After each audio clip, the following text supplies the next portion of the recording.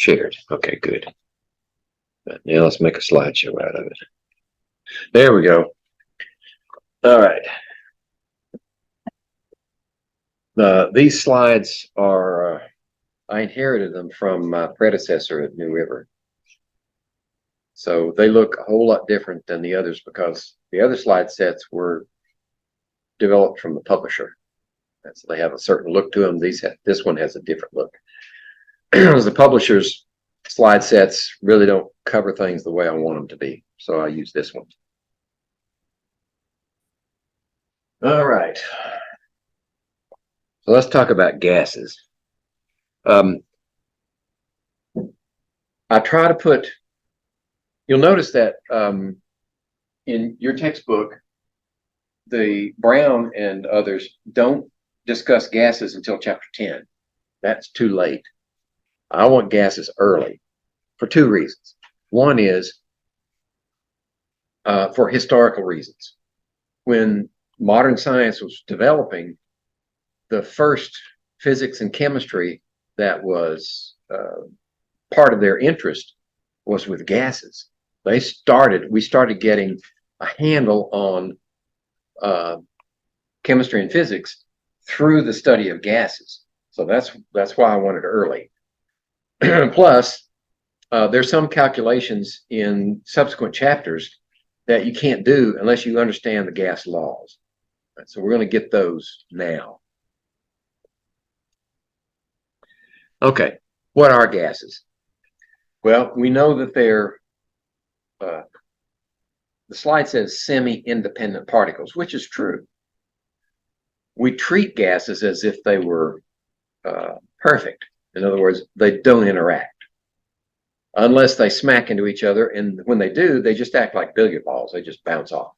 Right? No interaction whatsoever. But we know that they do interact some, right? Real gases do that. Also, we know that they're moving very fast.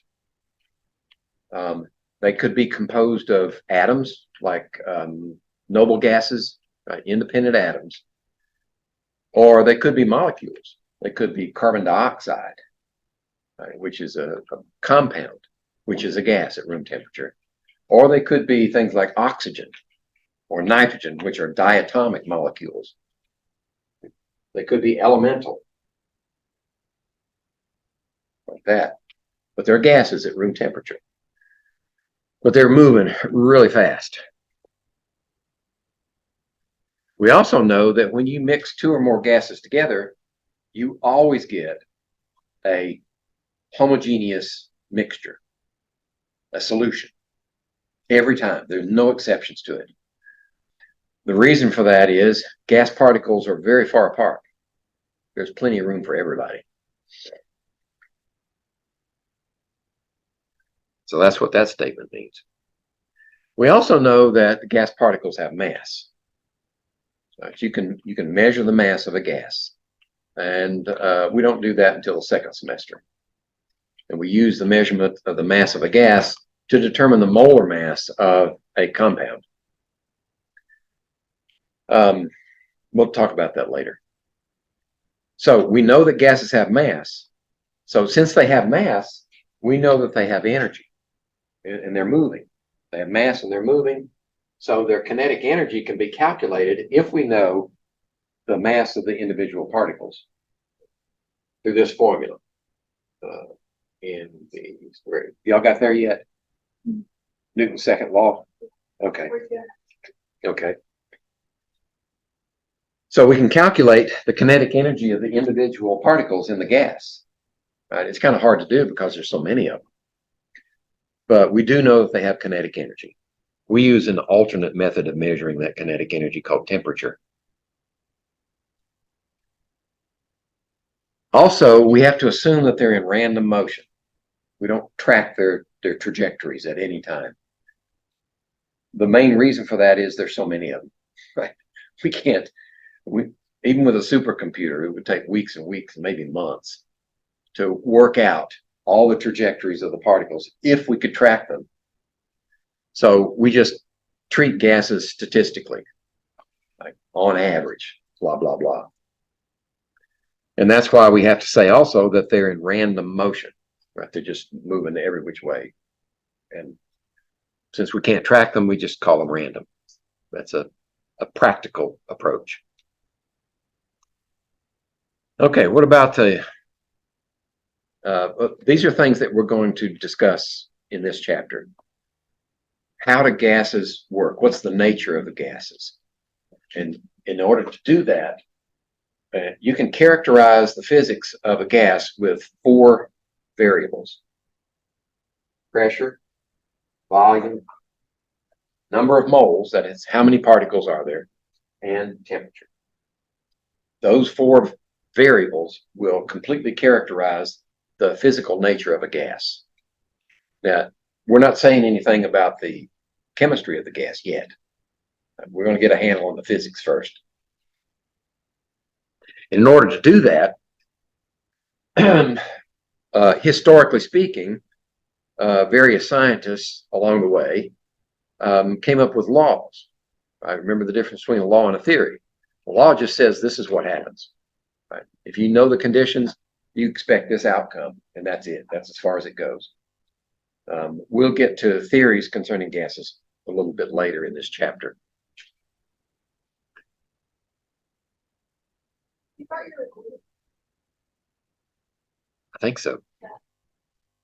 Did I? Okay.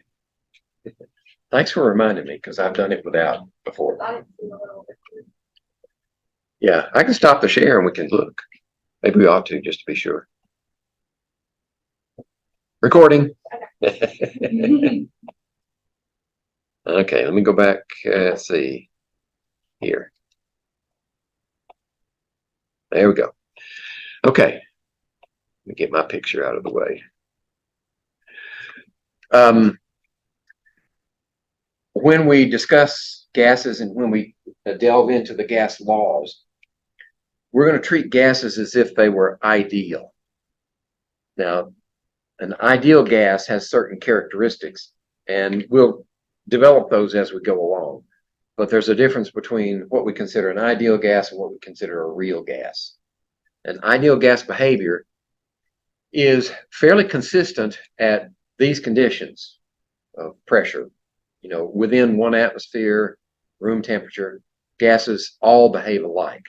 So we don't actually have to know what the gas is to describe its behavior, because they all are alike. And that's one of the reasons that gases were first investigated when modern science was developing in its infancy. Gases were a good candidate because you could use any gas and work out its behavior. It didn't matter what the gas was. It could even be a mixture of gases like air. Right? Air is 79% nitrogen and 20% oxygen. That leaves 1% for the others. Most of that is argon. But you also have water vapor, carbon dioxide, and other pollutants. So we'll talk about ideal gas behavior also as we proceed. We're also going to take these gas laws and show you how to use them to solve problems. Right? So this is a heavily math-weighted course. Okay. It's not difficult math, but there's a lot of math in it. Okay. When we look at gas mixtures, Earth's atmosphere is a very good candidate. With that composition, we find that it's necessary for life. Right? We know that as heterotrophs, animals, right? Anybody had biology? Know what a heterotroph is? Okay. We need this one right here to survive, oxygen. But for plants, they need that one. They need that one and carbon dioxide. Carbon dioxide to a plant is food. They take carbon dioxide and water and make carbohydrates out of it, starches, cellulose. And they take the nitrogen along with the carbon dioxide and make nucleic acids, right? DNA, RNA, and they make proteins. Okay, so it's absolutely essential for plants. The problem is there are no plants that can change this into a form that's useful. what we mean by fixing nitrogen, because nitrogen is a very tightly bound molecule. It's a triple bond. It's very high energy to get those apart. So what you need is an enzyme system that facilitates that, lowers the amount of energy required to break that bond. And plants don't do that. What we consider, what we see out there, trees and grasses and stuff. What they need is microorganisms. Microorganisms have the enzyme systems that will allow you to break that bond and fix that nitrogen in a form that plants can use. So it may end up as this polyatomic ion, ammonium, or it could end up as nitrates. Either one plants can use. Okay, so it's necessary for life. The atmosphere is for both plants and animals. We also have to consider the potential for pollution. Right? Any activity has the potential for releasing pollutants into the atmosphere. And those could range from, I don't know, incomplete combustion from your car engine. Like carbon monoxide, oxides of nitrogen form in your engine. Right? The conditions inside your engine are hot enough to break these bonds, and they form pollutants like nitrogen dioxide or dioxide or dinitrogen monoxide, two common ones. They also form that bad boy there, carbon monoxide. Okay, that is what, and we had a generator in my house in the garage, and it ran through the house. And while we were asleep, the house filled up with carbon monoxide, and everybody passed out. Oh, you didn't have detectors for carbon monoxide? Yes. Ooh, that's dangerous. Yeah. So you know how carbon dioxide kills by just displacing the oxygen. You can't really smell it. No, it's odorless. Carbon monoxide kills a different way. It binds irreversibly with your hemoglobin, which means your red blood cells can't transport oxygen to your cells. Right? So your cells suffocate at the molecular level with carbon monoxide. Okay, enough of that. Let's get on with it. Now, I put this in here because I have to. Some of the effects of pollution are attributed to causing global warming, global climate change. That's a bunch of malarkey. In order to have enough carbon dioxide in the atmosphere to cause the Earth's temperature to rise significantly, would take something like you find on Venus. Now, Venus is truly a greenhouse effect planet. There's no doubt about that. But we're nowhere near that. Right? The major cause of temperature changes on the surface of the Earth is the sun, solar activity. Carbon dioxide is, blaming carbon dioxide for pollution is just another way for elite leftists in the government to try to get hold of your life and force you to do stuff. Right? It's a load of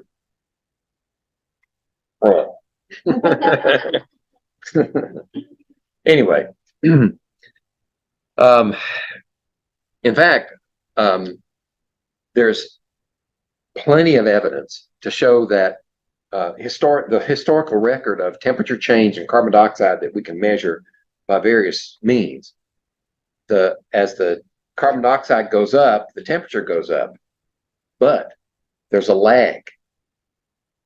The carbon dioxide increase occurs after the temperature goes up. So the temperature increase on the Earth is causing a release of carbon dioxide into the atmosphere. It's not the other way around. All right, but the experts on this, they don't want to listen to them. Okay, so let's start talking about these variables that help us describe gases. Does that have to do with cold too? I'm sorry? Like whenever cold was burned? Is that what you're talking about too? Like I said, that's back to the atmosphere, is that to do with? That do- Burning coal has two possible polluting effects. Right. If you believe the global warming, then carbon dioxide, right? It produces a lot of carbon dioxide, prorated to the amount of energy you get out of it. But the other thing that coal produces is a lot of other stuff like ash. Right? It's some coals produce more ash than others. Right. The least ashless coal is called anthracite. It's hard coal. Bituminous is what is mostly what we have. It's a softer coal. And then lignite is just barely coal. It hadn't been in the ground long enough to really make good coal out of it. Yeah, so you get that. So it's easy to remove the fly ash out of the exhaust from a coal-fired power plant. Right? You just need big filters. But now they want them to trap the carbon dioxide too, and that technology is much more expensive. And then what do you do with it? Right? So one of the ways you can get rid of carbon dioxide, if you're forced to by the government, is to pump it down into abandoned wells, oil wells and gas wells. Just pump it down there and seal it off. Why do people not know that the temperature thing, like the fact that temperature affects it before carbon dioxide? Why does nobody talk about that? Why don't they talk about it? Yeah. Why do they believe in what we want if that's like fact? Because it doesn't suit their narrative. Yeah. Yeah, they come to a conclusion first and then back it up with whatever facts they can find. Like, that's not the way science works. Not supposed to work that way. Okay, so let's talk about pressure. First, we need to define what pressure is and how to measure it. Pressure, in its purest form, is a force per unit area. Okay, so it's an intensive property. It doesn't matter how much the force is. If the area goes up with the force, then that defines the pressure, and the pressure will be anything. So you have a gas confined in a cylinder, and you can measure the pressure here, or you can measure the pressure there, or there, wherever you want to put your gauge, and it's always going to be the same. So we need units of measure that we can agree upon. And let me see, where are we headed with this? Torricelli's barometer. We'll get to that in just a second. When we're talking about SI units, international system units, right? Pressure would be a derived unit. We need a force, a unit of force, which is, in that system, is the Newton. And then the area would be derived from length, and the standard length is the meter, right? So a square meter would be the area. The Newton is itself derived from Newton's second law. F equals ma. I shouldn't use that. It should be little a, so we don't get confused. This is acceleration, and this is mass. So this is kilograms. Acceleration is going to be meters per second squared, because acceleration is a change in velocity. Velocity is meters per second, and if it's changing per second, however much. So acceleration is meters per second squared, kilograms. So this force, this 1 Newton, is related to these fundamental units by that expression. Kilogram meter per second squared, one of those is 1 Newton. Okay? And the only reason I'm showing you this is if you get into a situation where you've got to do some dimensional analysis and cancel units and manipulate numbers and their units, then sometimes if you have a Newton here and you have something else over here with kilogram and seconds and meters are scattered around, you can't cancel them. So if you understand what a Newton is, then you can substitute that and cancel units. Okay, that's my purpose there. So this unit of pressure is called the Pascal, and it's abbreviated PA. So 1 Pascal is 1 Newton per meter squared. So the international system uses this because they're interchangeable, right? The units are interchangeable. but they're not very practical for our purposes. So we're not going to use the Pascal. We just know how to convert from Pascals to other units. And pressure is one of those measurements that has multiple units. Like if you measure the pressure in your car tire, what's it going to come out as? PSI, right? Pounds per square inch. Okay. Now let's talk about Torricelli's barometer. The development of science and investigations of gases followed a progression through the centuries based upon the technology. Before Torricelli came along, we didn't have a reliable way of measuring pressure, gas pressure. We knew how to measure volume. That was no problem. Volume was easy. Right? That was grandfathered in through the Middle Ages. But we needed a way to measure pressure. And Torricelli came up with this device called the barometer. The barometer is a device for measuring air pressure, atmospheric pressure. And let's see, I think I've got an animation here. So this was near the end of the Renaissance. Right, so we had a tube. They knew how to make tubes of very accurate dimensions, long tubes of glass. So he just got one of those glasses and then he sealed it off at one end. And he held it with the open end up, filled it with mercury. Right? Mercury is a liquid metal at room temperature. It was perfect. And it's about, 13, it's a little over 13 times as dense as water. So it was perfect. So he filled up that tube and put his thumb over it. And then he inverted it in a vat of mercury. He submerged his hand in it. They didn't know about mercury poison back then. So that's what he ended up with, right? In an inverted tube in mercury. And when he released his thumb, the mercury didn't stay up there. Right? It dropped to a certain level. Okay. And what we have here is a space in the top of that tube that used to have something in it. Now it's got nothing in it, which by definition is a vacuum. So it created a vacuum. But it didn't drop all the way down to the level of the mercury either. So he reasoned that with this vat open to the atmosphere, the weight of the atmosphere was pressing down on that vat of mercury enough to hold that column of mercury up.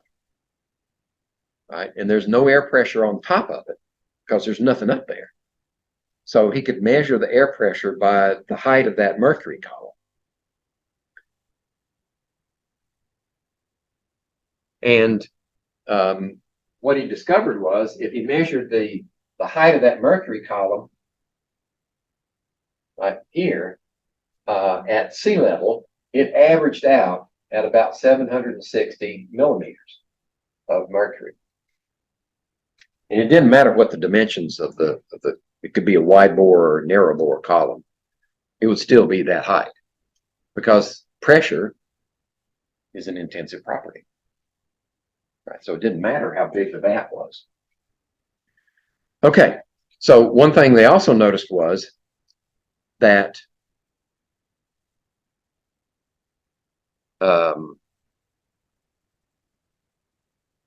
atmospheric pressure, if they noticed that, well, let me back up.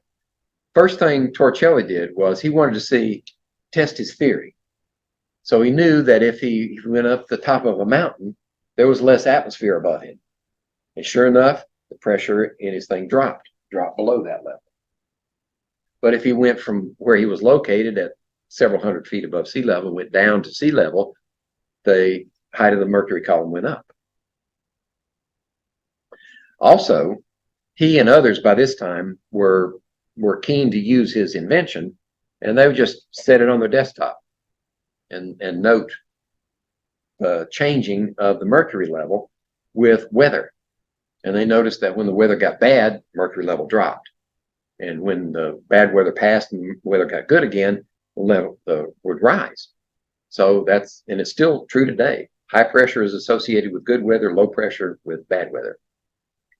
In fact, the lowest pressure you can measure in an atmosphere is at the center of a hurricane. And that's the way, I'm sorry, How did you find that out? how do you find that out? Yeah. You can go online. Yeah, you can go online to the National Oceanic and Atmospheric Administration. They have a subdivision called the National Hurricane Center, or just Google National Hurricane Center.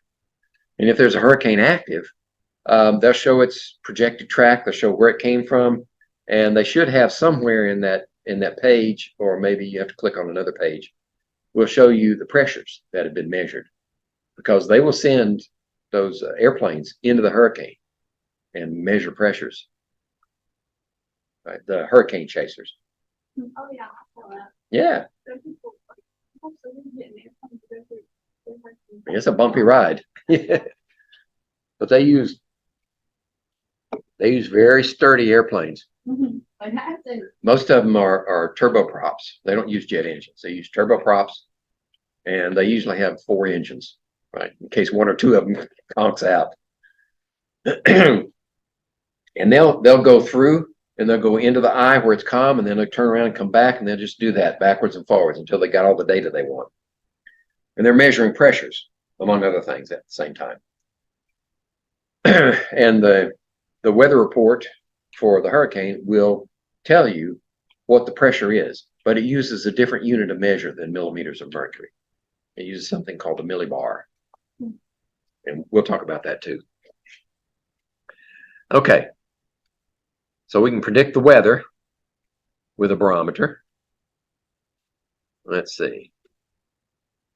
Normal atmospheric pressure is 760 millimeters of mercury. So what that says is 1 atmosphere of pressure equals 760 millimeters of mercury. Remember, whenever you have an equivalence like that, you've got a conversion factor. Right? You can put this over that or that over that. If you want to convert from atmospheres to millimeters, use it one way. From millimeters to atmospheres, use it the other way. Okay.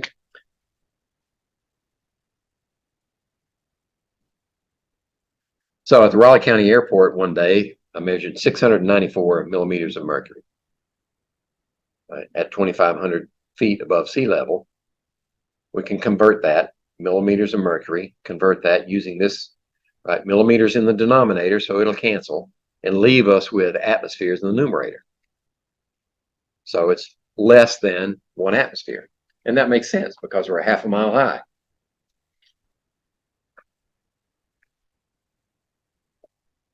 I got this information from somebody else. Winter Place, right? It's close to Beckley, but it's up 1,000 feet higher. So you measure their millimeters of mercury and convert it to atmospheres, you find that they're even less than 0.9, it's 0.88 atmosphere. Okay. All right. Or if you go down to Death Valley, right, it's below sea level, right, you're going to have more atmospheres, and we can convert that to millimeters of mercury using that same conversion. That's 784 millimeters of mercury instead of 760. All right. Okay. Other factors. Right. There's the Pascal. It's 1 Newton per square meter. That's the international system derived unit for pressure. Other ways to express, we can measure this instead of millimeters, we can measure in inches. So if we go in inches, we've got 29.92 inches of mercury column height. Now, it's just a change in measuring systems, right? The column didn't move. We just changed the units of measure. If we measure it in pounds per square inch, right, we got 14.69 pounds per square inch. So we've got all these equivalents to 1 atmosphere, right? What's that transitive property? If A is equal to B and B is equal to C and A is equal to C. So if this is equal to that, and that's equal to this, then that's equal to that. Okay, so you got all these possibilities for conversion factors, and these are equal to each other. So you got a whole host of different ones. I think there's one more, the bar. Okay, The bar is accepted by the international system because it's related. You can relate it directly to pascals. Let's see. There we go. I'm missing something. Oh, okay. 1 bar is equal to that many pascals, but that doesn't relate it to atmospheres. 1 atmosphere is 1,013 millibars.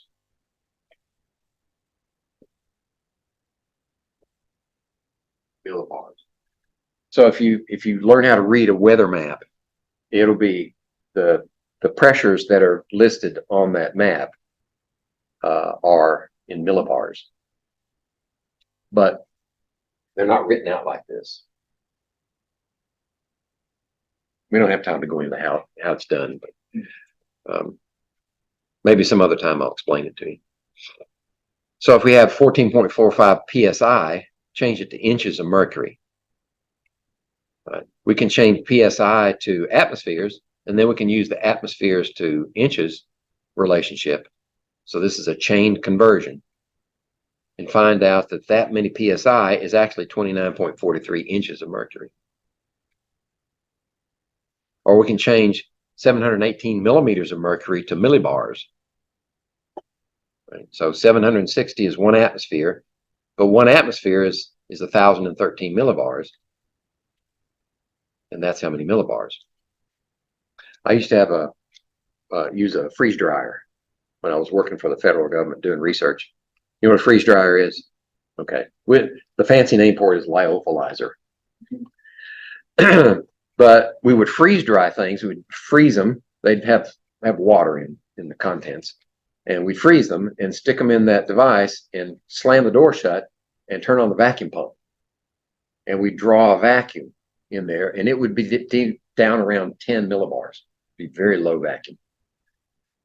And then they'd be sitting on a shelf in a metal tray, and we'd apply just a little bit of heat, not much, just a little bit, so that it would keep the ice in there subliming. It'd go straight from solid to gas in that atmosphere. And the advantage to freeze drying is it doesn't damage any of the tissues. Right? Any of the ice that's inside the cells sublimes, and the gas passes through the membrane without damaging it. So that I think the first commercial use of freeze drying was Sanka, freeze dried coffee, little Sanka crystals. I don't know if they sell them anymore. I don't drink. They do some, yes. And then all you have to do is add water and rehydrate it. Yeah. And in fact, I've got some kibble pellets for my dogs that are a combination of various vegetables and nutritious things, and they freeze dry them. Put them in this bag, and that preserves their nutritional value. If you evaporate water by heating, then you damage the cells. And once you let oxygen in there, it's all she wrote. Yeah. Mm-hmm. Now those might be dried conventional way, some of them. Freeze-dried candy. Mm-hmm.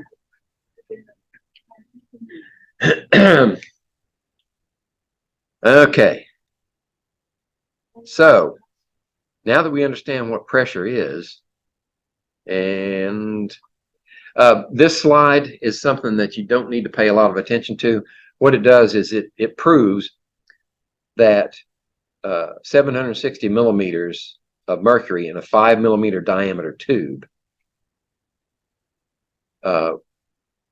with the density of mercury at 13.59 grams per cubic centimeter and acceleration of gravity at 9.8 meters per second squared, then we can calculate the force required and the pressure required in other units. So that's all I'm doing here is just converting that into kilopascals. So what that means is 1 atmosphere is convertible into 101.3 kilopascals.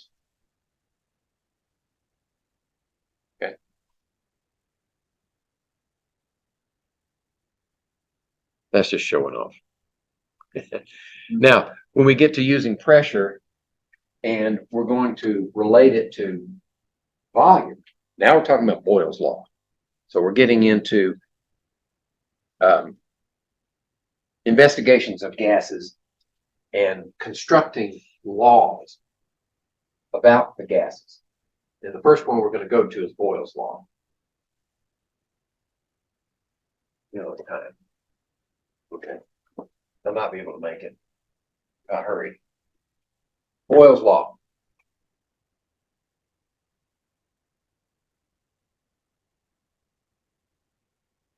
All right.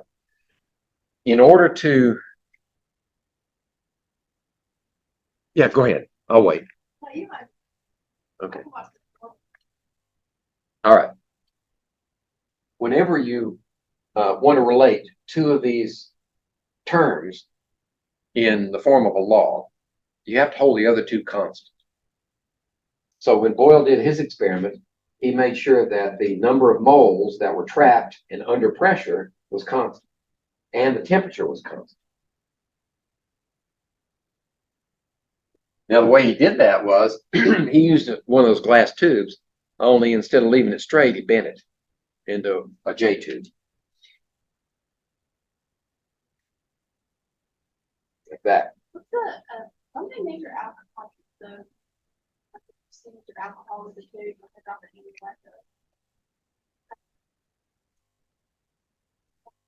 the breathalyzers? No?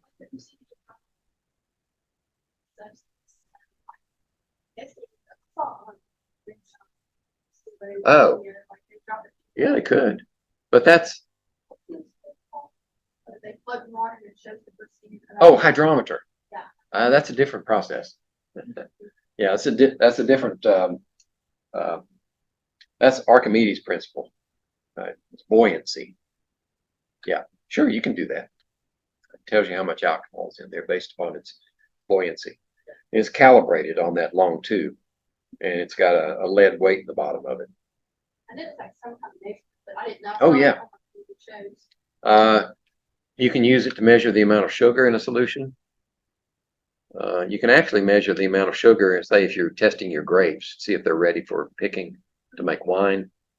You can do it with a refractometer also, because the amount of sugar in the solution changes the refractive index of the solution, and that's how they do it. But yeah, you can do it, right. Use a hydrometer. This J tube though is Boyle. What Boyle did was he put mercury in here, just dropped it in there, and it pooled at the bottom first like that, and then he added some more and it got higher, and then when he added enough to where it touched the inner wall, that sealed this off. So now it's got a certain amount, moles of gas in there, air, and it's not going to change. Right, so that he held that constant. Temperature, his experiments occurred over a matter of minutes. So the temperature is not going to change. And if you want to fix it, all you have to do is just do an ice water bath and submerge your tube in it. It's going to be constant at 0 degrees for as long as you want. Okay, so what he noticed was as he kept adding mercury, instead of the mercury level being the same, the mercury would go up to here maybe, but it'd only go up to here on that side, because it was getting reversed. It was getting pressure from the gas that was trapped in there. He wanted to know how much pressure was on that gas. So the difference here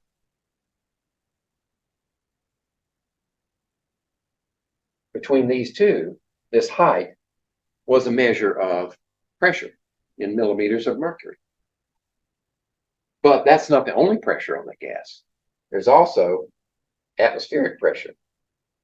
So he had a barometer sitting over here, and he took that measurement, atmospheric pressure, and added it to this one, and that's the total pressure on the gas. Now the volume is proportional to the height of this right here. So if you know the diameter of your tube, you can use the volume of a cylinder, right, and determine the volume there. Or you can just use the height. I mean, it's proportional to the volume, so maybe that's all he needed. Okay. So what he came up with was, as you we're going to start at high pressure and decrease the pressure when we're graphing it. So we start off at 25 atmospheres. This is a hypothetical data series. We have 4 liters of volume. So 4 times 25 is 100. What Boyle discovered, and this is Boyle's law, is pressure times the volume is always constant. So we got 4 times 25 is 100. Then we do another one. We decrease the pressure to 20, and now the volume's 5. We still got a PV is 100, and we just keep doing that. And plotting those points show up as those red asterisks. And then the last one is right there. Okay. So, yeah, go ahead. The pressure times volume stays constant. Yes, yes. And that relationship, just like when you did the graphing exercise, that relationship, we change the pressure on the x-axis. That's the independent variable. The dependent variable is the volume. And when we plot those values, we always get a hyperbola. Remember that from math? Hyperbola. This one, this tail out here never touches that axis. This tail never touches that axis. Now, math class, you probably had 4 quadrants, right? And you would have another one over here. That's the math version of hyperbola. But we only need the positive part of the graph. All right. So whenever you see the 2 variables, when you multiply, when you have a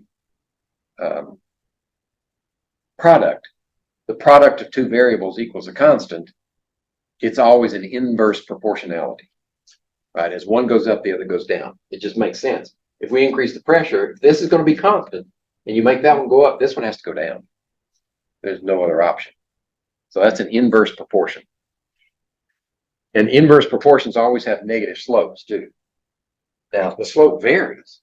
Right? The tangent to the curve at this point is negative slope. Tangent at this one is a different slope. Tangent here is a different slope. But it's always negative.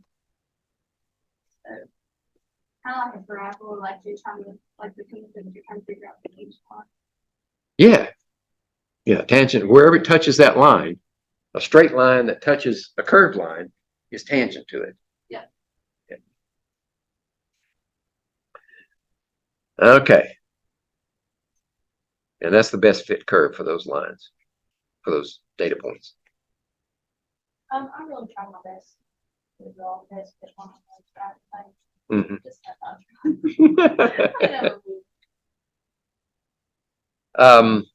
Okay, so this version of the law is not very useful for solving problems, because this constant will change depending on the conditions when you first start the experiment. So a more useful version is one in which we say, all right, this is what I call before and after. Before, or initial, pressure and volume, you measure those. And then if you proceed with the experiment and you say you have a final pressure times a final volume, that's equal to the same constant. Well, it's transitive again, right? If that's equal to that, this is equal to that, then these are equal to each other. So usually you see it written this way: P1 V1 equals P2 V2. Yeah, that's not sure. Before and after. Yeah. So this is useful because if you know 3 of these conditions, you can solve for the 4th one.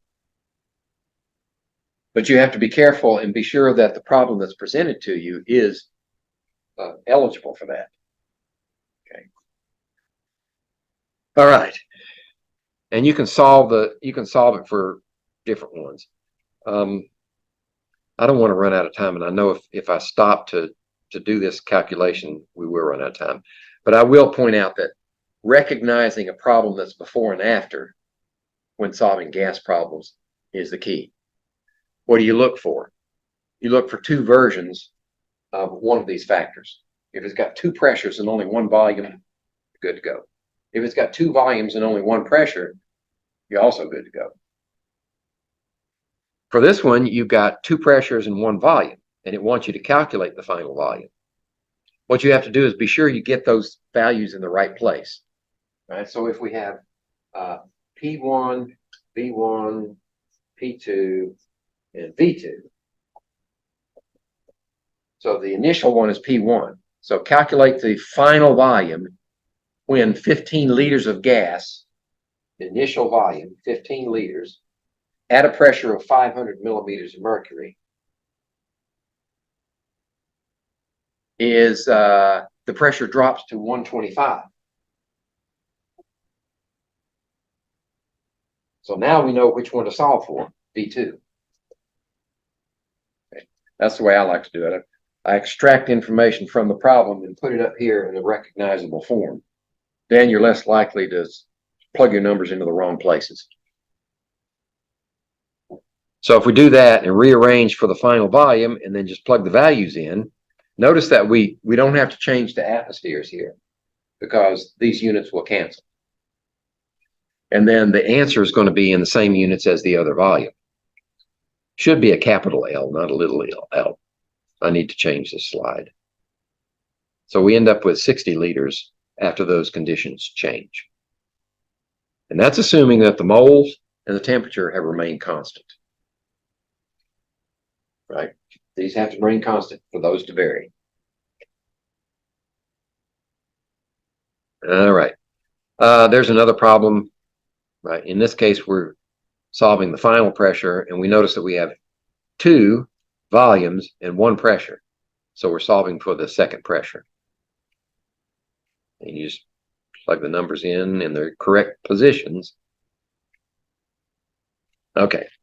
Now we're going to go across the English Channel, France, and visit a Frenchman whose last name is Charles. Most of those Frenchmen had names longer than your arm. Charles was his last name.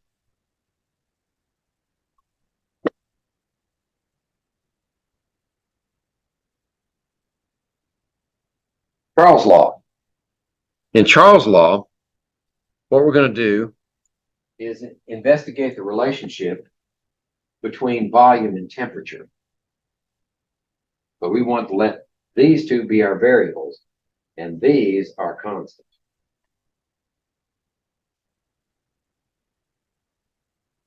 Okay. Charles wasn't able to conduct these experiments until this time. Right? Nobody was, because until, let's see, when was it? Late 1700s. Late 1700s had to come along, and somebody had to invent a reliable way of measuring temperature. Fahrenheit came first, and then shortly thereafter Celsius. And then not too long after that, Kelvin made his transformation. But Charles was able to conduct his experiments using just the Celsius. And what he discovered was that if you hold these two constant, and let the temperature vary and volume be your dependent variable, that what he learned was, as you increase the temperature, volume goes up. Okay, so they're directly proportional, which means volume divided by temperature is a constant. Right? Whenever you have a quotient of two variables equal to a constant, they're directly proportional. Because for this to be constant, if that goes up, this got to go up with it. Okay.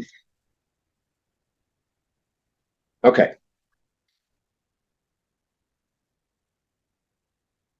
Now, what that note means is that Charles didn't publish his work, but it was in communications among scientists, like letters, things like that.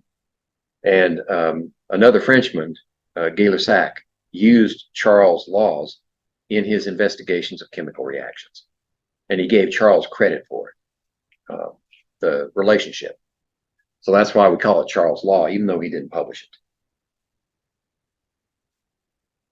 it. Okay, so here we have a series of data. And notice as the temperature goes up, and we're starting from 0 degrees. And there's a good reason for that. As the temperature goes up, the volume increases in a linear fashion. Okay. The problem is if you want to do calculations and you get negative numbers in there, that screws everything up, right? Because if the temperature goes negative, now your K turns negative. It was positive as long as these two are positive, but if you plug negative values in there, now your K goes negative, and we can't have that.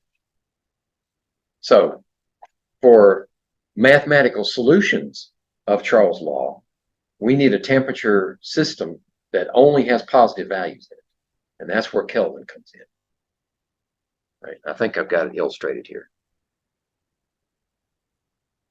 What Kelvin did, among other things, was he extended the that line down to where theoretically the volume of the gas decreased to 0, down to where the Y intersects the x-axis, and said, what temperature is that? In the Celsius scale, it'd be 273.15 or 16, depending on who's talking. And he said, okay, here's my new scale. We're going to start 0 at absolute 0, where the gases have no volume. We're going down. That's the 0 point for Kelvin, is minus 273 Celsius. And that means that all the temperatures from that point on are positive. You can't have any negative Kelvins. So that's why when we work problems with Charles' law, or wherever temperature is involved, we have to convert it to Kelvin. Okay, so you just take the Celsius and add 273 to it. That's the short version. All right.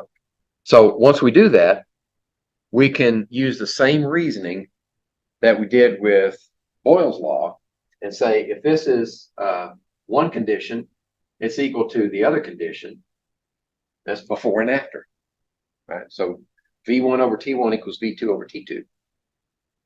And we follow the same procedure as before and extract the information. If we've got 2 of these and only 1 of the other one, that means the 4th one has to be solved for in the equation. All right, so here's our example. There's VI over TI equals VF over TF. And we're going to rearrange this one and solve for final volume. Or for this one, we're going to solve for final temperature. Just rearrange it. Or you can just plug the numbers in and then solve it. Either way, it doesn't matter. Whichever way you feel more comfortable.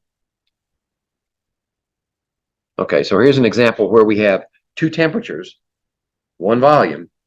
We want to find out what's the final volume after the gas is heated from 25 to 300. Now, how did he guarantee, or how would you guarantee that pressure and moles are constant?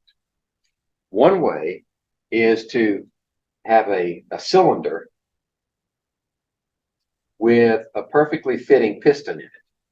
Right? That should be touching the walls. And frictionless piston that will move up and down. So as we heat it up, it's allowed to, the gas is allowed to expand. And we can measure the volume because we know the cylinder's shape, and all we have to do is measure the height that it moves, and we can calculate the volume. Well, we want to be sure that the pressure is constant also. So if we do it over a short period of time, the air pressure is not going to change that much. But we also want to be sure that the air pressure has minimal effect. So what we do is add some weight, maybe 5 kilograms or so, and then proceed. The air pressure is not going to overcome that. So the air pressure as a percentage of 5 kilograms is going to be minor. And then we just heat it up somehow, right? Maybe put it into a controlled water bath, or some other way, whatever the case may be. And measure the temperature of that surrounding the gas. And once it comes to equilibrium, the temperature outside is the same as the temperature inside. We're going to use that in the second semester to determine the molar mass of a volatile liquid, the Dumas method. We'll say more about that later. It's a fun lab, believe me. So in order to solve the problem, we have to convert both of those temperatures to Kelvin. 25 plus 273 is 298, and 300 plus 273 is 573. And they added decimals on the end. I never do. It's 3 significant figures in that calculation is plenty. Okay, so we solved that one. Now this one, we've got 2 volumes and 1 temperature. We're going to find out what the final temperature is if the volume, if we cool and the volume drops from 150 to 125.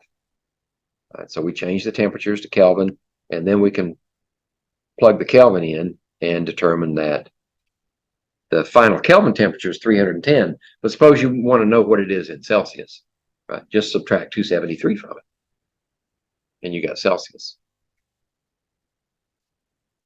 Okay. The last one I want to talk about is Avogadro's law. And I think we've mentioned that one. We've mentioned Avogadro before. Mm-hmm. But when Avogadro was working with gases,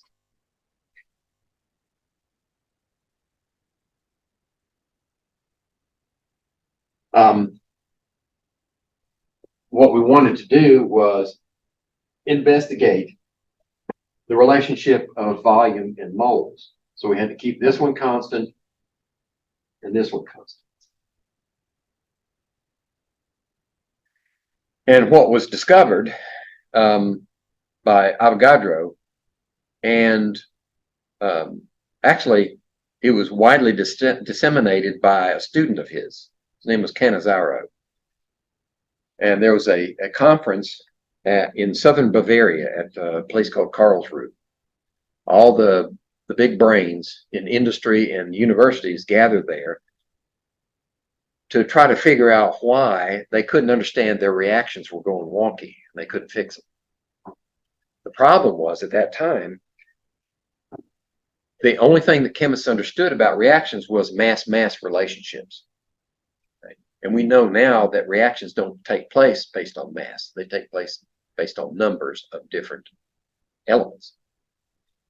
They didn't have a handle on how many moles of this react with how many moles of that. That's what they needed to know, numbers, not mass. So Avogadro gave them the ability, through his student, Cannizzaro, at this conference. And Cannizzaro was passing out reprints of his research paper when they left, and they kindly took a copy and went back to their places. Some of them read them. The ones that read them, light bulbs went on. They say, that solves everything. Now we know how to calculate the numbers of molecules or atoms that are part of the chemical reaction, and it just snowballed from there.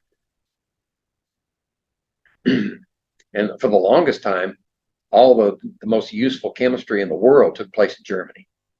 So if you were going to be a chemist, I remember when I was in high school, if you were going to be a chemist, you studied German, because that's where all the research papers were written. And fortunately, by the time I got to where I needed to study chemistry further in research and teaching it, the world had kind of shifted back to English.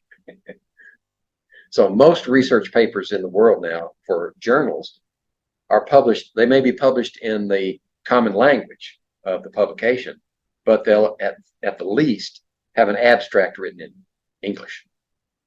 So you can at least tell, is this the paper I want to do? And then if you need more details, you can take it and give it to somebody to translate for you. Or some publications now online, they offer translations of their papers.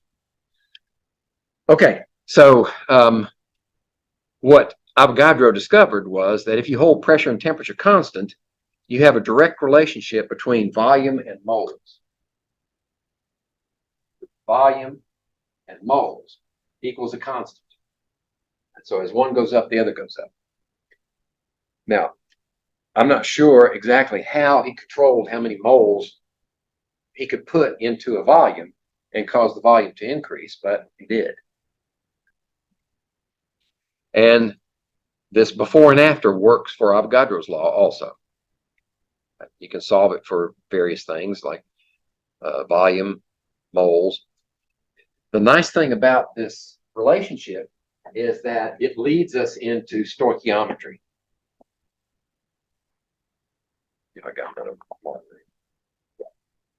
It allows us to make calculations in stoichiometric relationships. So in this particular reaction, we have ammonia, which is decomposing into nitrogen and hydrogen.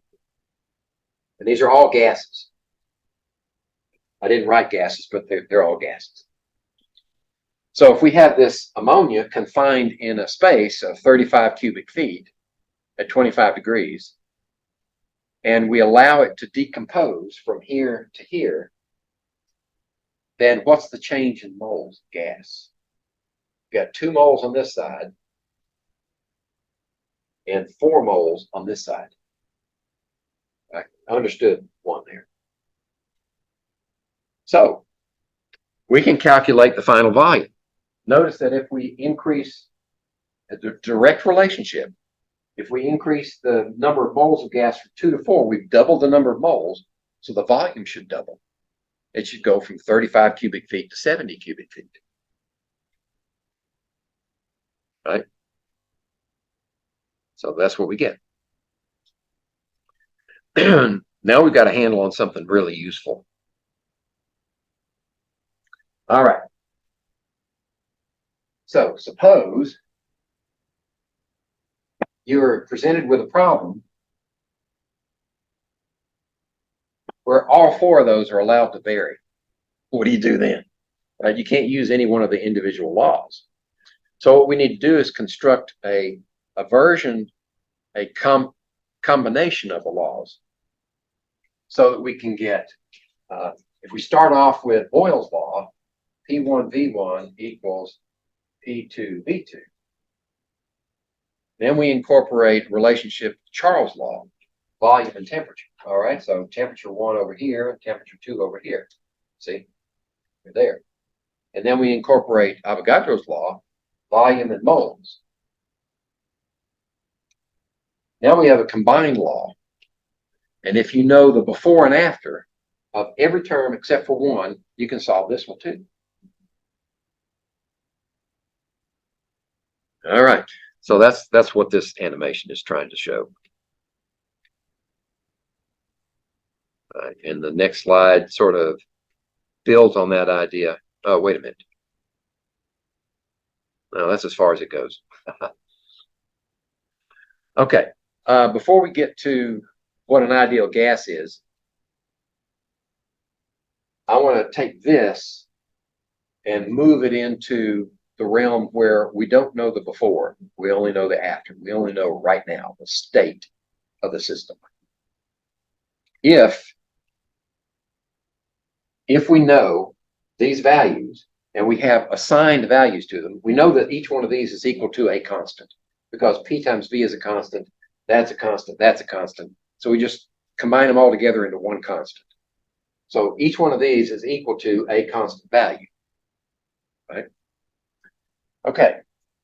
If we know values associated with these and the units of measure, then we can actually calculate what that constant should be.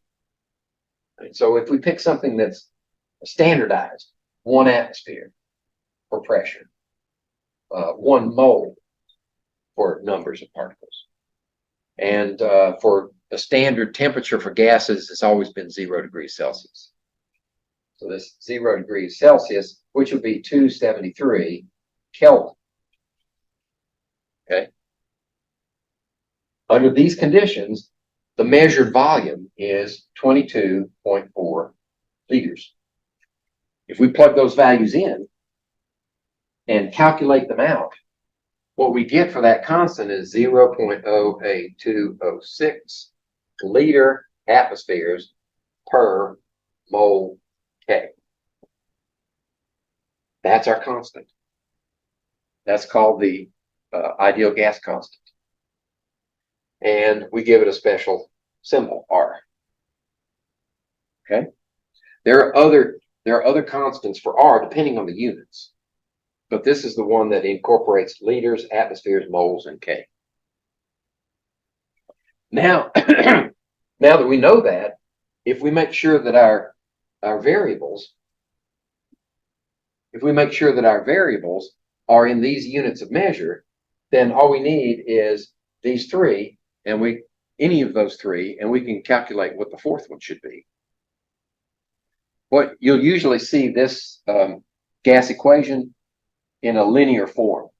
So if we take this NT and put it over here with the R, that gives us PV equals nRT. Okay, that's what you would use for a state situation where you don't know the before, you only know the now. All right, now let's go to discussion of ideal gas. Ideal gas is a perfect gas. What we're saying is that, like what Kelvin did with the gas, where he took it all the way down to zero volume, and it stayed a gas all the way down. That's an ideal gas, the perfect gas. It's always a gas, never condenses into a liquid or a solid at any pressure, any temperature. We know that doesn't happen, right? But that's the ideal. And in order to do that, the gas molecules have to have a point volume. You know what that means? In math, when you were talking about dimensions, right? A point has no dimensions, no height, no width, no depth. Right? If you go a series of points like that and make a line, now you have a dimension, you have one dimension, linear dimension. If you go this direction, you got two dimensions. Now you can map out an area. And if you go this direction, you can map out a three-dimensional. But gases don't have any of those. That's why we say point volume. The ideal gas has no volume. It's sort of a phantom. And that's the only way that you can get a gas to stay a gas all the way down to absolute zero, right? To zero volume, is if the gas molecules themselves have no volume. This is the ideal. This is not reality. They don't interact with other gases either. And like I said before, when they bounce off of each other, they're just like billiard balls. Just conservation of momentum, that's it. Y'all covered that already? Okay. And they obey all the laws, all the gas laws we've discovered. They obey them perfectly under any conditions. Real gases, we know, do liquefy. If you pressurize and cool them, you can turn them into a liquid. We used to use liquid nitrogen and liquid argon in the lab. And we would usually suck off the top of the liquid nitrogen and get the gas, pipe it in, and send it through one of our instruments. Same thing with argon. So it was liquefied. It was easier to transport and safer than a pressurized cylinder. These gas molecules, these particles, do actually have volumes. And they do interact with one another. They also interact with the walls of the container. Think about it. If a gas did not impact the walls, if it didn't interact with the walls of the container, you couldn't measure the pressure. You stick a gauge in there, no interaction, you'd think the cylinder was in a vacuum. Right? But we do measure pressure that way. Now, under what conditions can we assume that a gas behaves ideally? Because we want to be able to use these gas laws to solve problems. The conditions under which a gas behaves ideally is under low pressure and high temperature. And a corollary to this one would be low moles. Okay. So what conditions represent low pressure? 1 atmosphere, that's low pressure. Even up to 50, 60, 100 atmospheres is still kind of low pressure. High temperature, relative to what? Relative to 0 K. That's very low temperature. So high temperature would be room temperature, which would be 293 K, not 20 degrees Celsius. That's high temperature. So these conditions are ideal. Low moles is related to pressure. They like a certain number you use for high temperature, like certain degrees. No, it's all relative. How high is high? You just don't want to go low temperature. You don't want to go down to like 20 or 30 K. Okay. Then things start behaving weird. But as long as you got the high temperature, the effect of high temperature is that a temperature is a measure of the average kinetic energy of the molecules in a gas. So the higher the temperature, the faster they're moving. And that means that whenever they impact one another, they don't stay together very long. There's not much time for the attraction or repulsion to occur. So that's why they behave more ideally. They're more like billiard balls at high temperature than they are at low temperature. You okay? Okay. All right. This is the ideal gas equation, which was first proposed by Emil Clapeyron. We'll see his name later, maybe in the second semester. And we've already derived it. What you will notice is another value for R. This value for R, 8.3145, is typically reported as units of joules per mole K.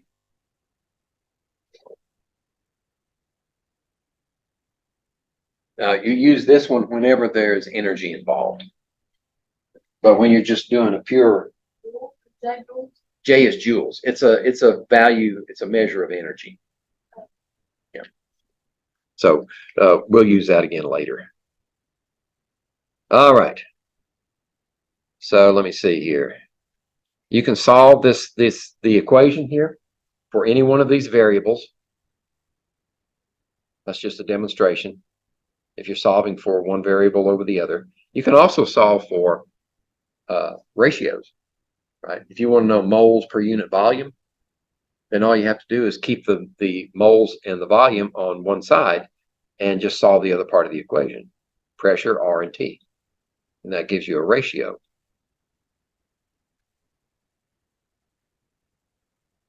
We already did that one. Okay. So here's an example. How do you tell if you need to use the universal or the ideal gas equation? If you don't have two of anything, right? You've only got one value of each one of those variables, then you know that you're headed for using PV equals nRT. But you got to be sure also that you have R, of course, is a constant. PV, NT. You got to have three of those before you can solve for the fourth one. In this case, we're solving for pressure, and you still have to change the temperature to Kelvin. And the units of measure are dictated by the units of the constant. So if you know that 0.08206 liter atmospheres per mole K, then you know the volume has to be liters, pressure atmospheres, moles, and temperature is K. So if you're given a problem that doesn't have those units in these variables, you've got to make the conversion first before you can use the gas law.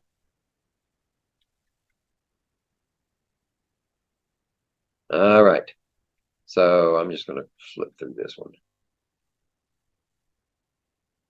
We've got several examples in the review document that you can use. Okay. Consider this reaction.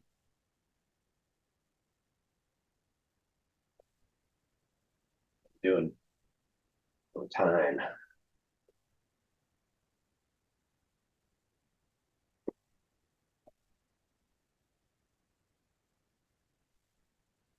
Let me see. Well, I don't have mine. How many more slides do we have? Are we getting close?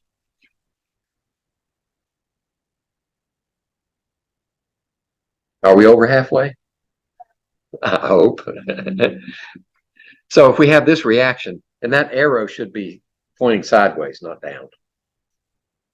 That's an error. 2 mercury 2 oxide moles, okay, will decompose into 2 mercury atoms in the liquid form and plus oxygen gas. That's our balanced equation. The question is, what's the mass of mercury 2 oxide that we need to produce 220 cubic centimeters of oxygen at 25 degrees and 740 millimeters of mercury? So if I better see if I got another marker. Yeah, here's another marker. This one works better. If we start with 2 mercury 2 oxide, that's a solid, and that yields 2 liquid mercury, right? Yeah, and oxygen gas. That's a balanced equation. So what are we given? Well, we're given that we have 220 cubic centimeters of oxygen produced from this reaction. Or we know if we're going to use the gas law, it has to be in liters. So we just go ahead and convert it to liters. What we want to know is the mass of this right here. We want to know the mass of that. That will give us this amount of oxygen at 25 degrees and 740 millimeters of mercury. So what we have to do is we have to find out how many moles of oxygen that represents. Remember, when you have a balanced equation, stoichiometry says if you move any place in that equation, you can't do it unless you're moles. So we got to find out how many moles of oxygen that represents. Well, do we have enough information? Right? We got volume, temperature, and pressure. Volume, temperature, pressure. Yeah, that's a constant. We can solve for moles.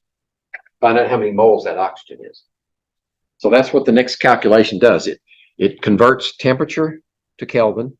It converts millimeters of mercury to atmospheres, because those are the units of our R. And we solve it. There we go. We solve it first for the number of moles of oxygen. And that's what that calculation does.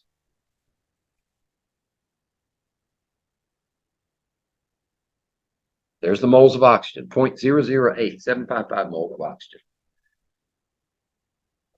And then we use the stoichiometry, like 1 to 2, to convert oxygen to moles of mercury 2 oxide. Once we know the moles of mercury 2 oxide, then we incorporate the conversion of molar mass. We convert moles of mercury 2 oxide into grams of mercury 2 oxide. That's what this second step is all about. Let's see, there we go. Wait a minute. Where'd our answer go?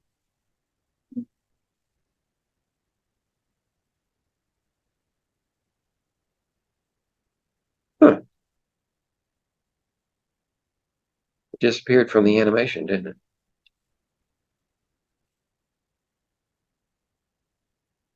Right, because that solves the next problem. We messed up. Well, let's find out what it is.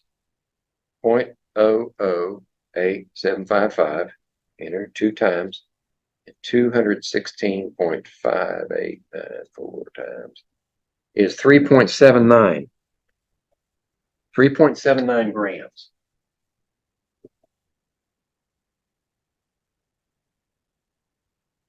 Of mercury 2 oxide is required to give you this much oxygen under those conditions. Then the second question is, what's the volume of mercury that's produced? Right here. So we know how many moles of oxygen, or we know how many moles of this. We can work it either way. Moles of oxygen, I think, is where we're starting. So if we have 1 mole of oxygen, we have 2 moles of mercury. So that's the conversion that comes up next. Now that we know the moles of mercury, we can convert it to grams of mercury. And we know the density of mercury, grams per cubic centimeter. We can use that to calculate the volume. So that's the next step. Okay? Cancel the grams, leaves us with cubic centimeters. And it's about 1/4 of a milliliter of mercury in the bottom of that container. This is the way early scientists generated oxygen. This compound, mercury 2 oxide, is red, bright red, brick red. And they'd put it in a container and get a magnifying glass, a glass container, and get a magnifying glass and concentrate energy on that mercury 2 oxide and decompose it. What was left behind was a little pool of mercury plus a gas. And they piped the gas off and tested it. Like they'd pump it into a sealed container with a mouse in it to see if he lived. And with this one, of course, he did, because it was pure oxygen. But they do it with other gases too, so it's kind of gruesome. Okay, this is the Dumas method I mentioned earlier. In order to determine the molar mass of a compound, it has to be volatile. So we can do it for things like alcohols, aldehydes, ketones that are fairly volatile. And all you have to do then is you have a container, and we're going to use an Erlenmeyer flask. And you have an aluminum lid on it, and you poke a little hole in the top, just a tiny pinhole. And you put some liquid in the bottom. Then you submerge it in water that's boiling. So you can measure the temperature of the water, and that's the temperature of the gas inside. So we know the temperature of the gas. We also measure the volume of the container, right, from this very top all the way down, everything. We measure it. You can either measure it with filling it with water and then dumping the water over and weighing the water and using density to calculate its volume, or you can just pour it off into a graduated cylinder and measure the volume directly. So we got the volume of the gas in here. Now we have, how about the pressure? What's the pressure on that gas? Atmospheric pressure. We just look at our barometer, and that gives us pressure. So we got those three, and we can solve for the number of moles.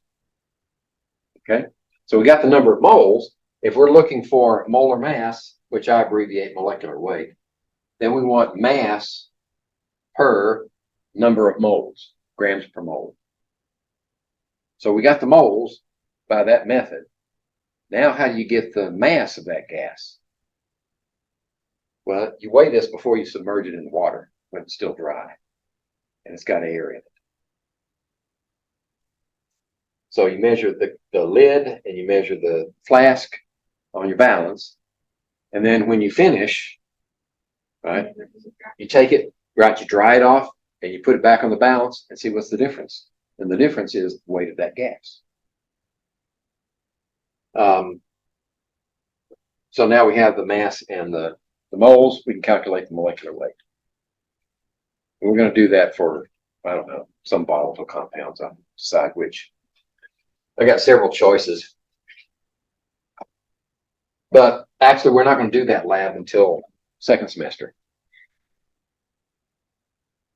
But that's what all this information here gives us: the mass of the vapor. And actually what's happened is we've taken the ideal gas equation, PV equals nRT, and then we've taken the molecular weight equation, which is mass per unit volume. Mass, that's density. mass per moles, and we solve for moles, right? Mass over molecular weight. And we substituted this because it's equal to that, put it in here like this. So PV equals mass divided by molecular weight times RT. And then we solve for molecular weight. So we put it over here. Molar mass is equal to MRT. This comes in the denominator, PV. So that way you can solve it in one fell swoop. You just need to know these conditions, and you can calculate the molecular weight or molar mass. Okay, and that's what we've done here with this single calculation. But you still have to observe the correct units of measure for each one of those. All right.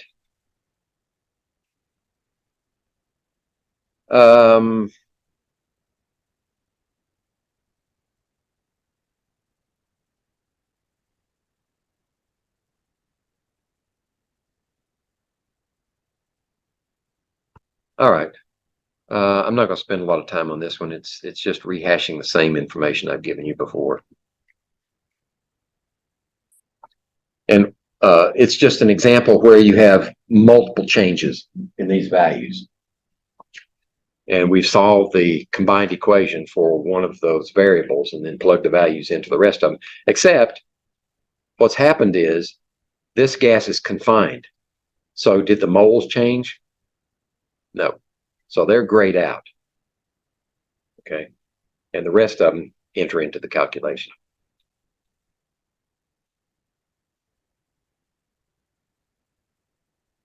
All right. So for this decomposition, let's see, calculate the final pressure of a system when this much ammonia at that pressure rapidly heated to 500 degrees and the vessel expands to 30 cubic feet. All right.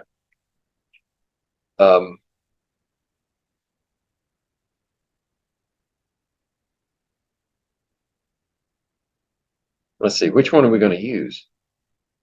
We know before and after, so we're going to use this one, right? Final pressure, and solve for the others. Yeah. I mean, solve for pressure using the values from the others. In this case, the number of moles did change. We got 4 moles final out of 2 moles initial. So we do have to put those values in. Just like that. So you got those are the cubic feet changes, the moles changes, temperature changes, and at 400 millimeters of mercury to begin with. So what's the final pressure? It's jumped up to 1700. So it's over 4 times the pressure, 4.5 times the pressure. Okay, here's another law that we haven't talked about yet. Dalton's law of partial pressures.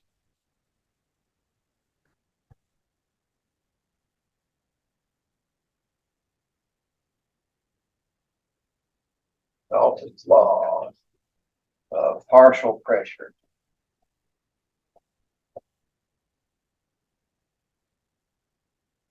Okay, what Dalton said was, if you have a mixture of gases, the total pressure of that mixture is due to a summation, a linear summation of the pressures of each of the individual gases. So if you could determine the pressure of gas A, gas B, and gas C, put them together, that's the total pressure.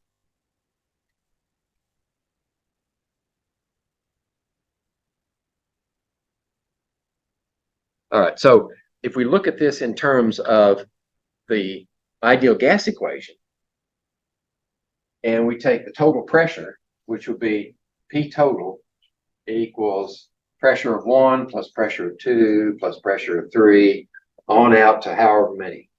It can be as many as you want. And we substitute in here for each one the gas equation solution for PV equals nRT, and we say P equals nRT over V, then all we need is what are these values, right? So if we do it for the total, of course, the total moles times RT over V would be the expression.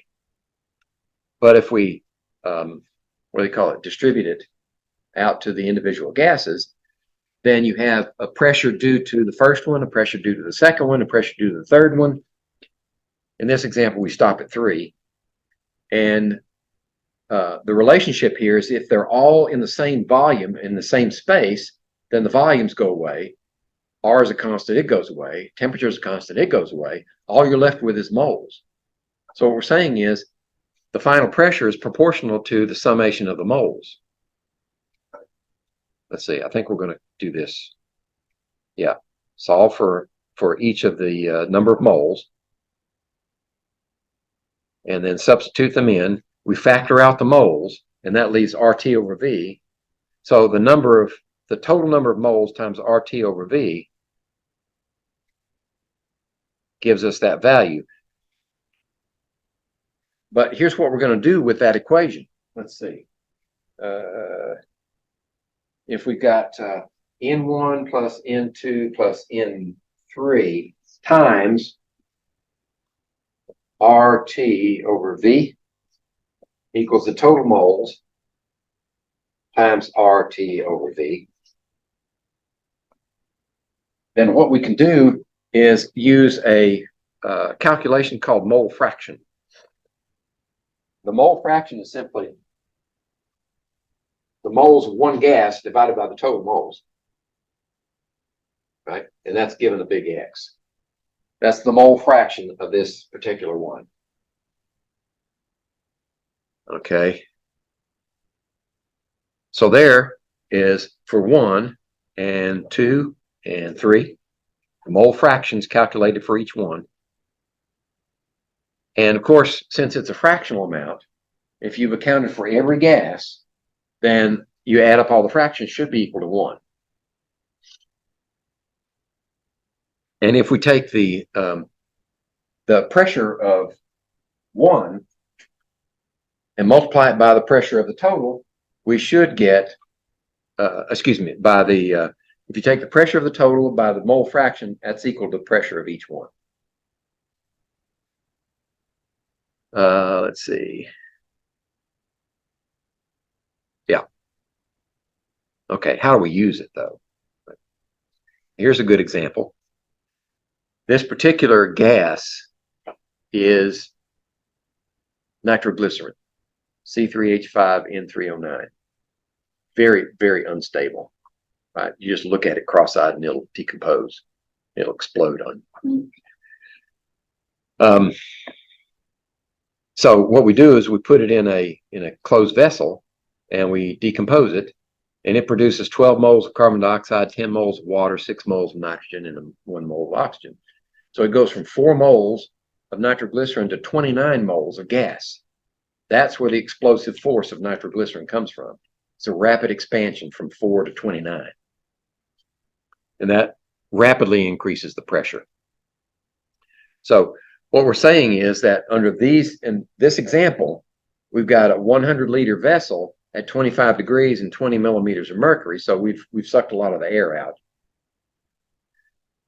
And we detonate it by some means. Right? You could maybe shine a UV lamp on it, or you could just wrap it with a hammer and it'll go off. The vessel expands to 110 liters. So it goes from 100 to 110 liters. That doesn't seem like much, but we have restricted its expansion to 110 liters. The temperature rises to 400 degrees from 25. What we want to know is, what's the pressure now? Okay, so the final pressure is going to be that. And we're going from, I've focused on the moles here, 29 moles in the numerator, 4 moles in the denominator. So that ratio is the molar increase for this reaction. And the other factors are just like previous equations. This one, 20 millimeters of mercury, should be converted to, okay. Oh, this is before and after. We don't have to be concerned. The only thing we need to concern with is the temperature, right? Because this is not the ideal gas equation. This is before and after. So we leave the millimeters of mercury the way it is, and our answer will come out in millimeters of mercury. So once we do all the canceling units and divisions and multiplications, we end up with 297 millimeters of mercury. All right, so under those conditions, the pressure has jumped 15 times, right? 10 would be 200. Half of that would be 10 more. Yeah, about 15 times, almost, not quite.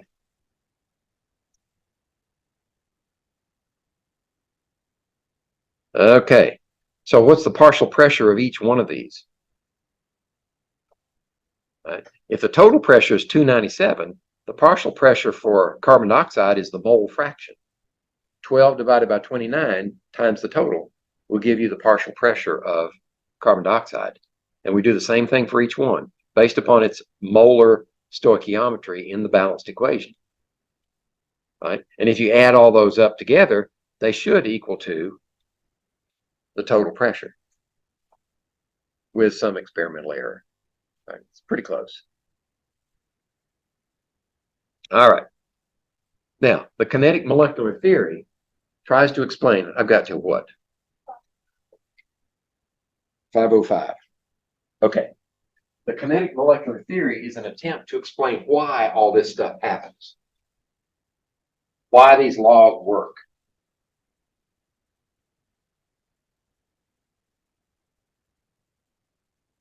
Okay.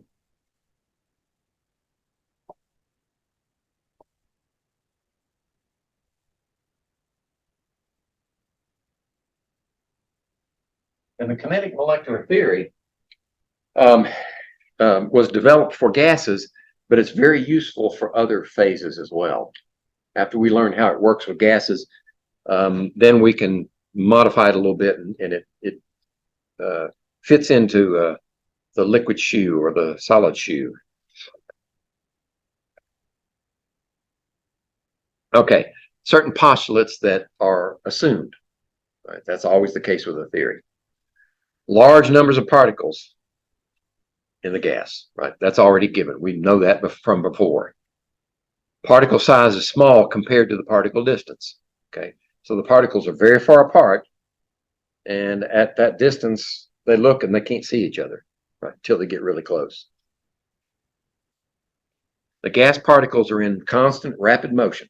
That's true. The only time they're not in rapid motion is when they're very close to the absolute zero. The collisions are inevitable. They will collide. But what do they do when they collide? Well, besides that, they collide with each other and they collide with the walls of the container. All gases have the same average kinetic energy at the same temperature, right? That's that statistical thing. We know that the kinetic energy of the particles is going to be a distribution, right? But the weighted average of that distribution gives us a temperature. So the temperature is a measure of the average kinetic energy of all the particles. We also assume that there are no intermolecular forces. Right? That kind of muddies the water. If we'll introduce that concept later, right? But the initial postulates assume that there's no intermolecular interactions. They just act like billiard balls.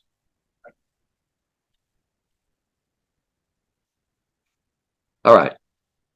So I should put a slide in here explaining how this relates to the various gas laws. How does pressure and volume relate to the kinetic molecular theory? Right? If we have pressure varying with volume, right? If pressure goes up as we move down, then volume goes down as we move down. Why is that? Well, this is the independent variable. So if we increase the pressure, then you're squeezing the molecules closer together, right? And there are large numbers of them, but they're far apart. Right? So the particle distances are particles are small compared to the distances. So there's a lot of room in there. So if we squeeze them, the particles are insignificant. We're just squeezing space when we apply pressure. Okay, that explains that one. How about Charles law, volume and temperature. Right? I'm sorry? I said, does the independent change the temperature? Temperature is the independent. Okay. So if we change this one, we're going to observe a change in volume. So if we increase the temperature, why does the volume increase also?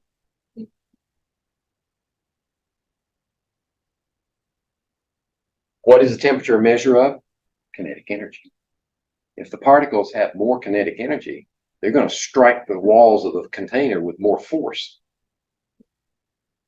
And if we have a force on the outside that doesn't change, then when they apply more force, they're going to cause it to expand until the frequency of impacts against that moving plunger has decreased, because we're thinning out the gas as we increase the volume.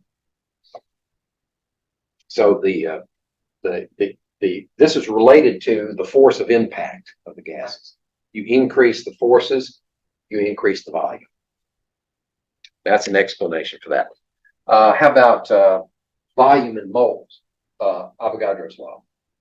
So we're going to observe volume if we change the moles.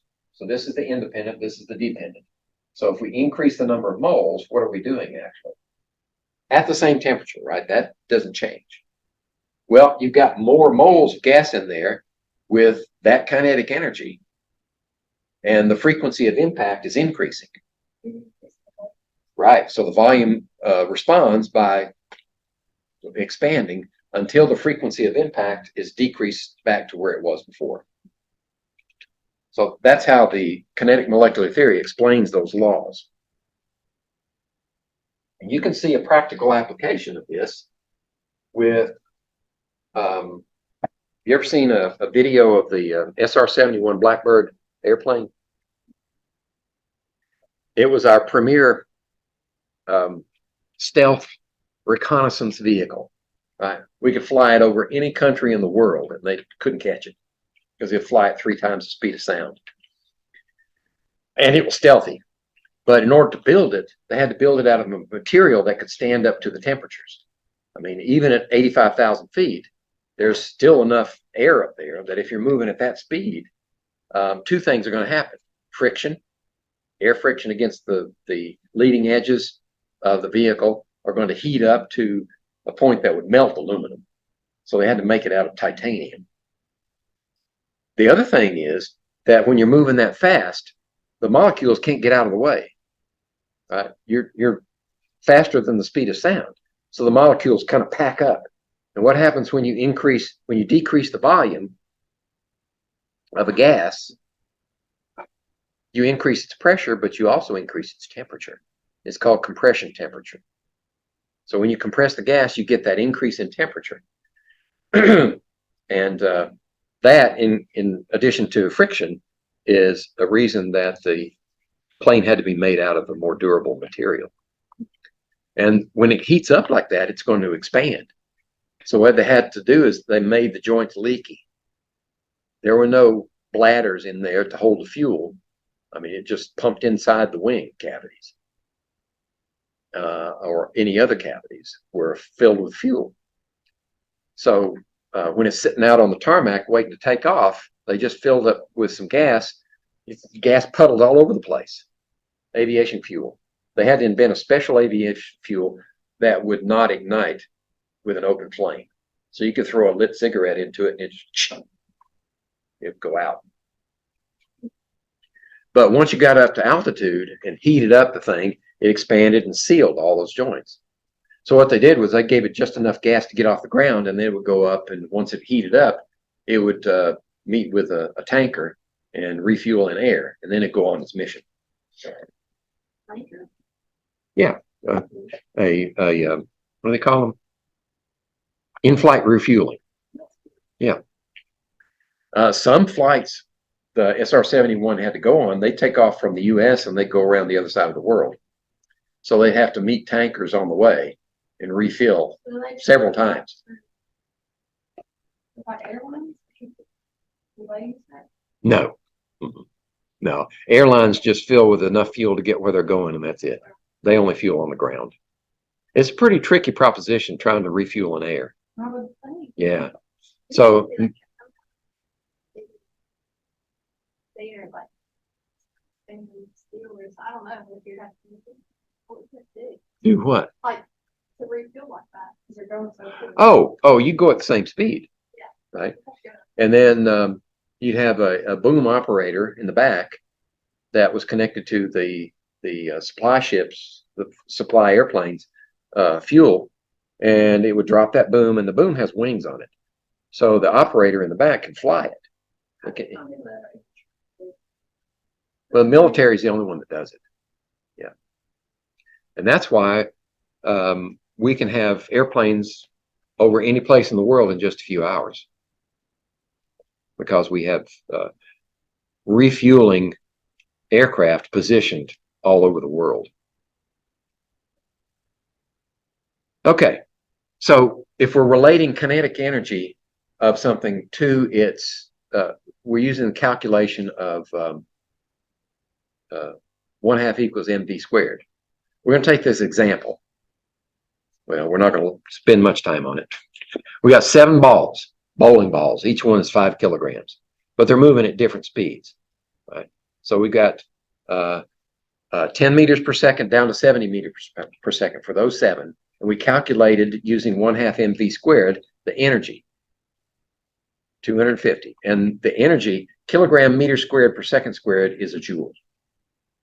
So when we incorporate kilograms in the meters in the mass, and then meters per second in the velocity and square it, that gives us the unit of kilogram meter squared per second squared. That's 1 joule. So if we take the average of the velocities, right, we get 40 meters per second. Right? But the point here is that you can't, if you plug 40 meters per second into the equation, you don't get the average energy of these objects. If you take the average of their kinetic energies, you get 5,000 joules is the average of their energies. If we take that 5,000 joules and rearrange the equation, kinetic energy is 1/2 mv squared, and arrange it for velocity, and substitute the energy in there along with the mass, then we find that the velocity that will give us the average energy is not 40 meters per second. It's 44.72 meters per second. All right, so there's the problem. What we need is a way to calculate the velocity without having to go through the energy step. All right, so the next slide shows us that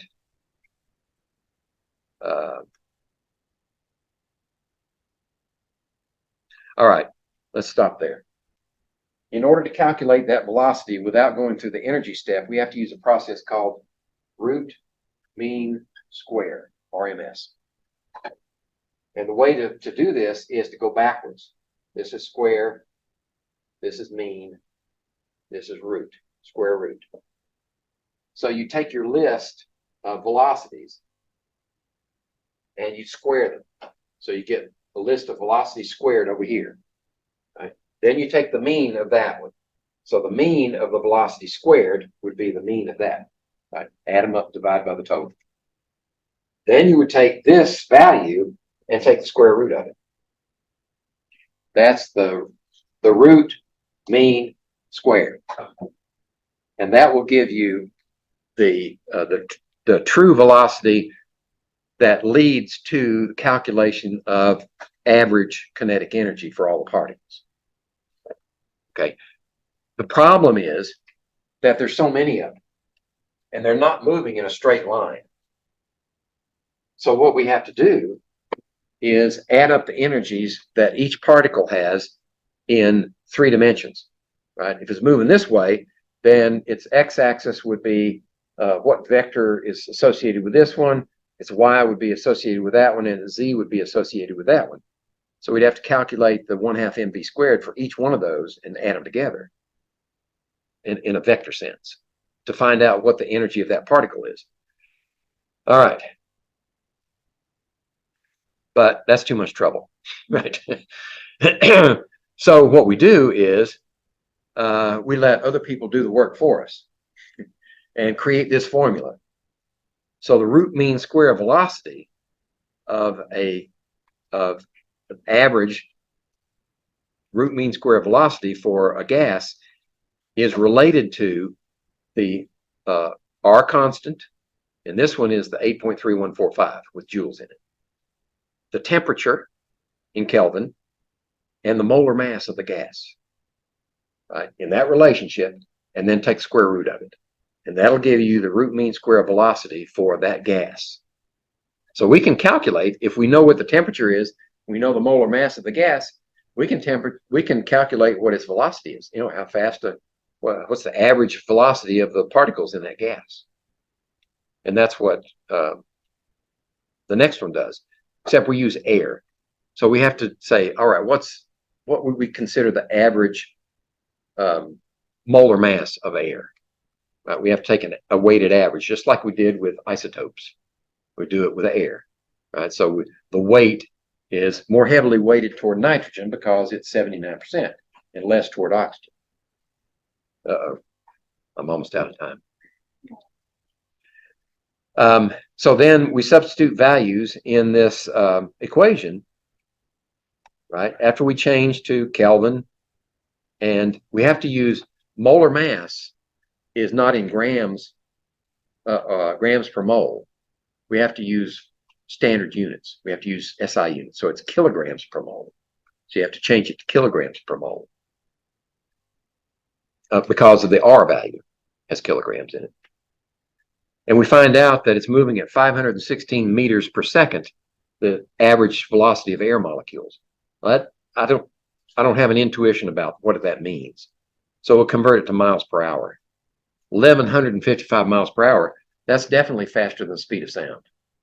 So the average velocity of the air molecules at that temperature, 37 degrees, or body temperature, right? 98.6 is 37 C.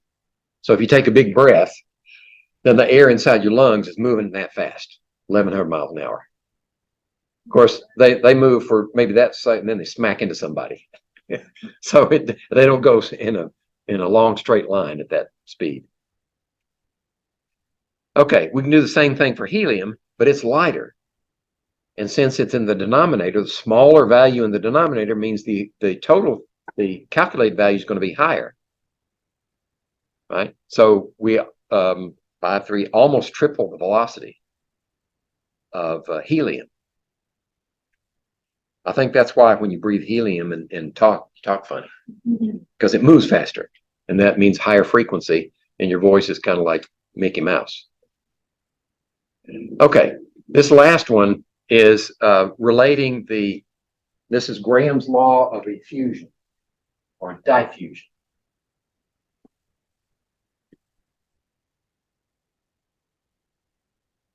Graham's law. Now, we often call it diffusion, Graham's law of diffusion, or effusion, but there's a difference between the two. But they're related to the same physical phenomenon. Diffusion is just movement of a substance from one place to another. Effusion is moving of a gas through an orifice. How fast would it go through the orifice? But you can call it the same. What we find is that if we ratio the velocity of gas A to gas B, then we know that they're going to travel a certain distance over the same amount of time. So VA times T is DA. It moves that distance. Well, we know that the velocity is related to, for A, is 3RT over M for the molecular weight of A, square root of it. And then B, so we're ratioing the equivalence of that formula. And now we're going to reduce that formula to this. The square root of the molecular weight of B divided by the molecular weight of A is proportional to the distance A travels over divided by the distance B travels. Okay, so the distance A is on top, but in the formula, molecular weight of A is on the bottom. And a demonstration of that has to do with hydrogen chloride, which is hydrochloric acid but without the water. And if you put concentrated hydrochloric acid on a I guess maybe not a cotton ball. No, it won't eat up cotton. On a cotton ball, stick it in one end of a tube, ammonia on a cotton ball, stick it in the other end of the tube. They will diffuse toward each other. Only the one that moves the fastest is ammonia because it's a smaller molecule. It's lighter. So when they meet, they form ammonium chloride, which is a solid. So you can see where they meet. It makes a cloud. Okay. And you can ratio the distance traveled for the two, and we can calculate that distance based upon the molar masses of each one. So the distance traveled for ammonia is 1.4, about 1.5 times farther than it is for hydrogen chloride. All right. So I get a picture. There we go.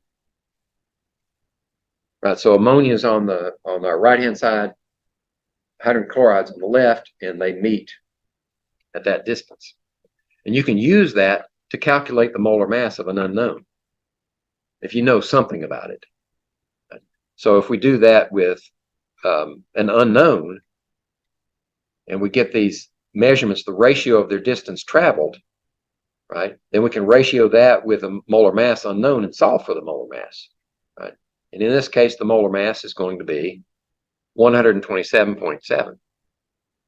And if we assume that this reaction is characteristic of all halogens, right, a hydrogen halide combination, then we can look at the list and say, all right, which one of this is closest to? Well, it turns out it's hydrogen iodide. All right. I think this is the last slide, and I'm out of time. But I will say that I used to live in Oak Ridge as a kid, Oak Ridge, Tennessee.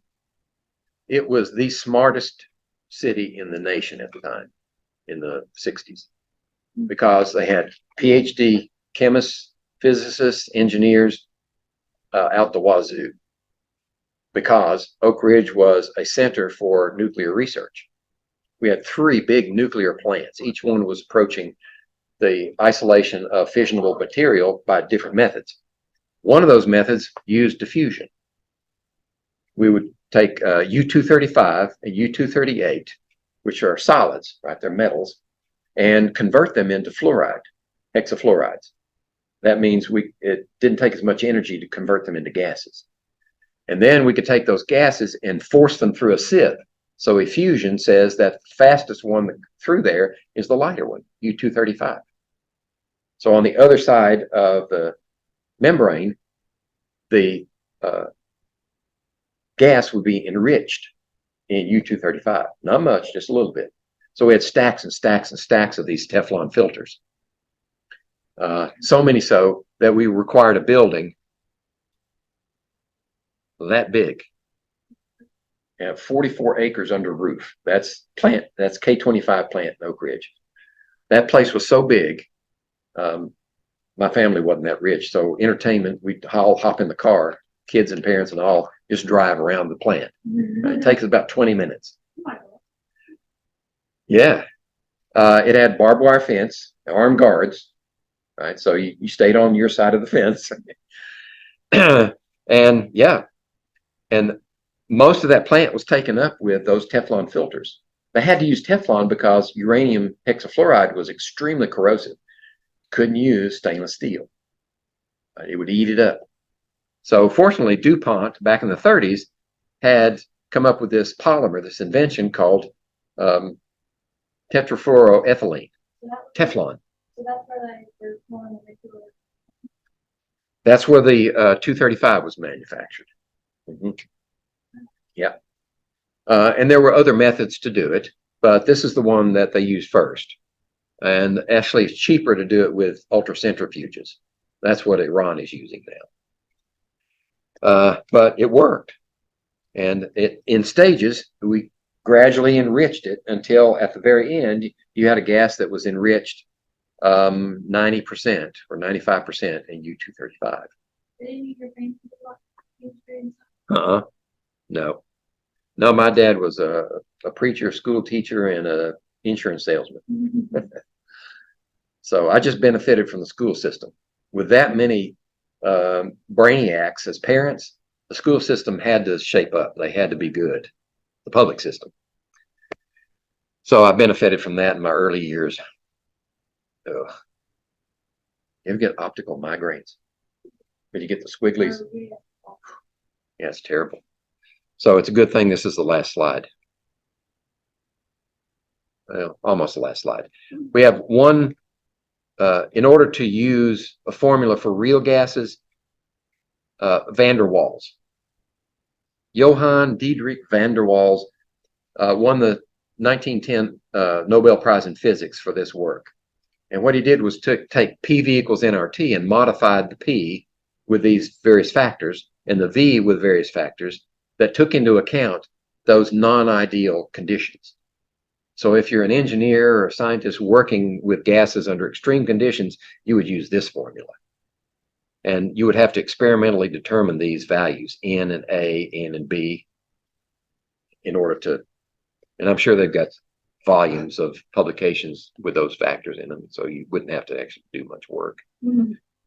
Just have to use the right formula. Okay, I think that's it. Yep, we're done.